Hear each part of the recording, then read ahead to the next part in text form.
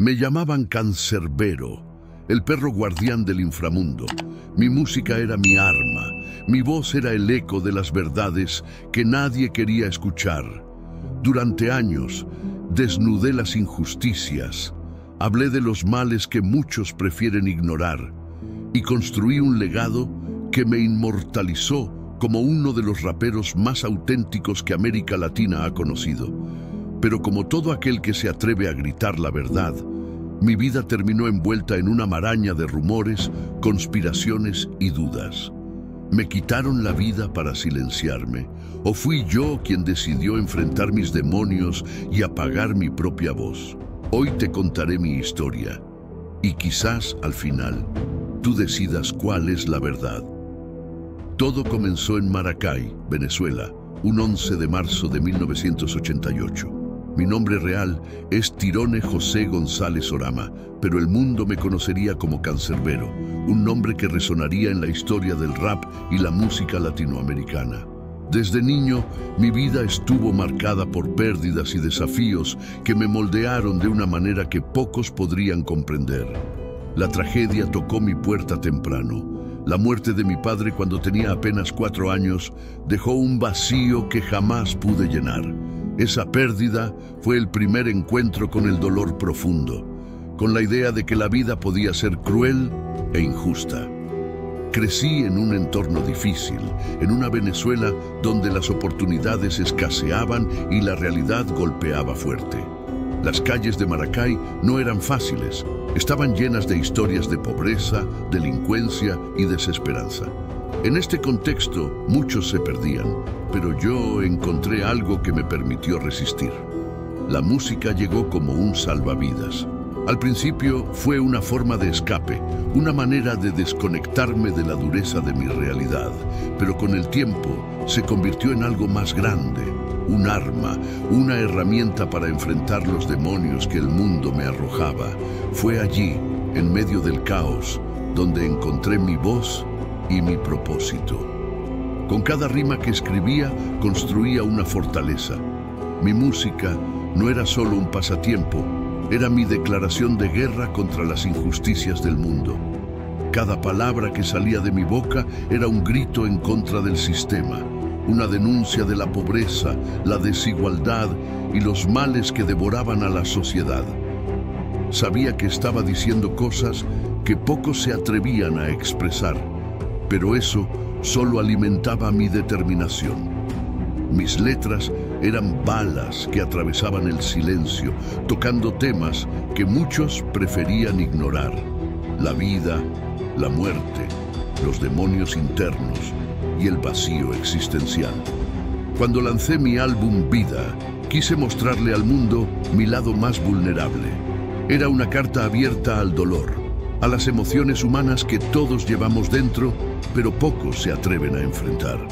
Luego vino Muerte, un disco que exploraba los rincones más oscuros de la existencia, hablando sobre los miedos más profundos y la fragilidad de la vida misma. Con estos 2 trabajos, no solo me convertí en un artista, me convertí en una voz para aquellos que se sentían invisibles. El éxito llegó rápido, más rápido de lo que pude imaginar. De repente, mi música estaba en todas partes y con ella, las sombras comenzaron a alargarse. No todos estaban listos para escuchar la verdad.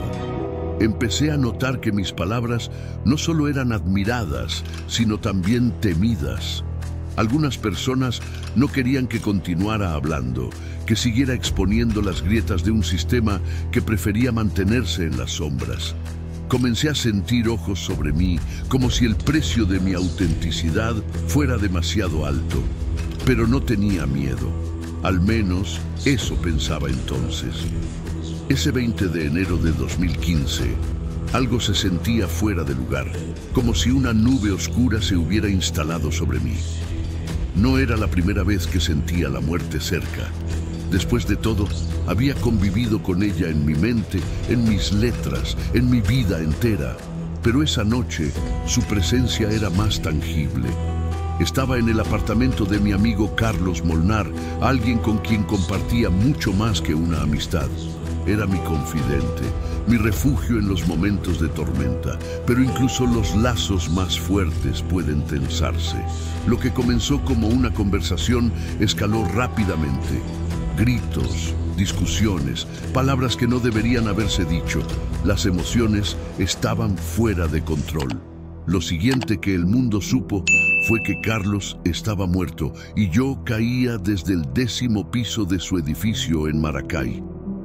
¿Cómo sucedió todo tan rápido? Esa es la pregunta que todos se hacen. La versión oficial dice que en un ataque de furia maté a mi amigo y luego me quité la vida. Pero, ¿es eso lo que realmente ocurrió? Hay demasiados vacíos, demasiadas piezas que no encajan.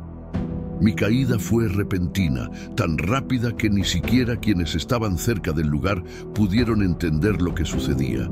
¿Me arrojé yo mismo? ¿Alguien me empujó? O tal vez todo fue planeado desde mucho antes. Lo único cierto es que ese día mi vida terminó, pero las preguntas apenas comenzaban.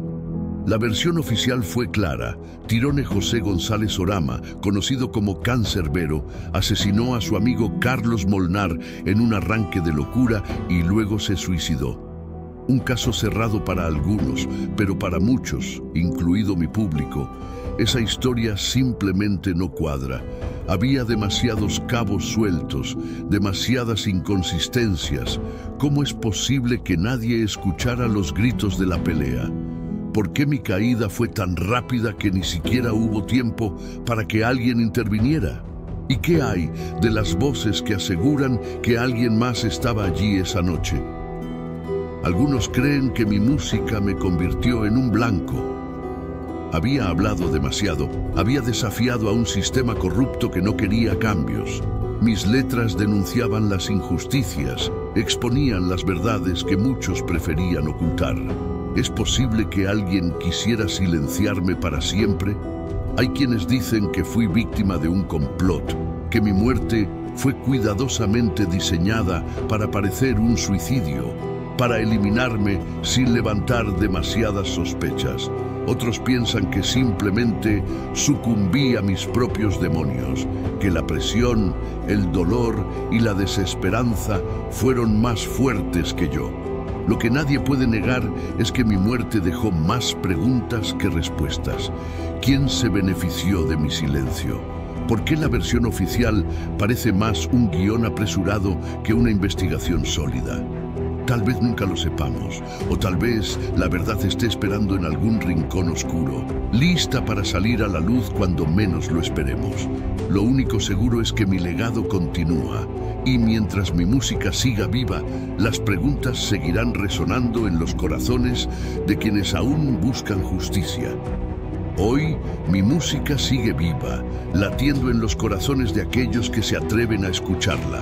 Cada vez que una rima mía resuena en los oídos de alguien, mi espíritu renace, recordándoles que la lucha contra la injusticia no tiene fin.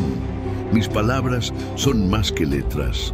Son balas contra un sistema que oprime, son un refugio para quienes como yo han sentido el peso de la vida.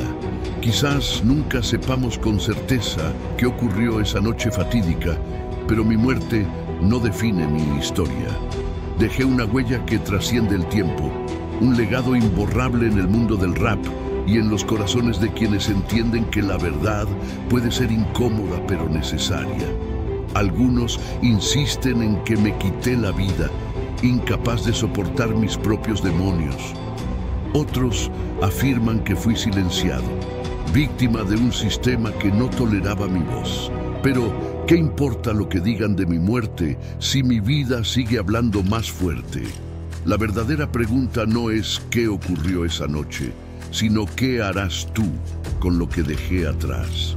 ¿Te quedarás atrapado en el misterio de mi final o usarás mi vida como un faro para enfrentar tus propios desafíos? Porque la realidad es que todos llevamos un cancerbero dentro, un guardián que cuida la puerta entre el miedo y la valentía, entre el silencio y la verdad. Soy Cancerbero, el perro guardián del inframundo.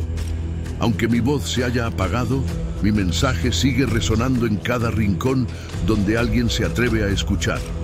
Si mi muerte fue un asesinato, entonces quien lo hizo no logró silenciarme, solo me inmortalizó. Y si fui yo quien decidió partir, fue porque entendí que mi lucha nunca terminaría, ni en este mundo ni en el próximo. Ahora te dejo con esta historia, una mezcla de verdad, misterio y legado. Pero más importante que eso, te dejo con una pregunta que solo tú puedes responder. ¿Fui silenciado por el miedo que generaban mis palabras o decidí despedirme a mi manera, dejando un eco eterno? Al final, mi vida y mi muerte no son solo mi historia, también son un recordatorio de que cada uno de nosotros tiene el poder de escribir la suya. ¿Y tú, qué harás con la tuya?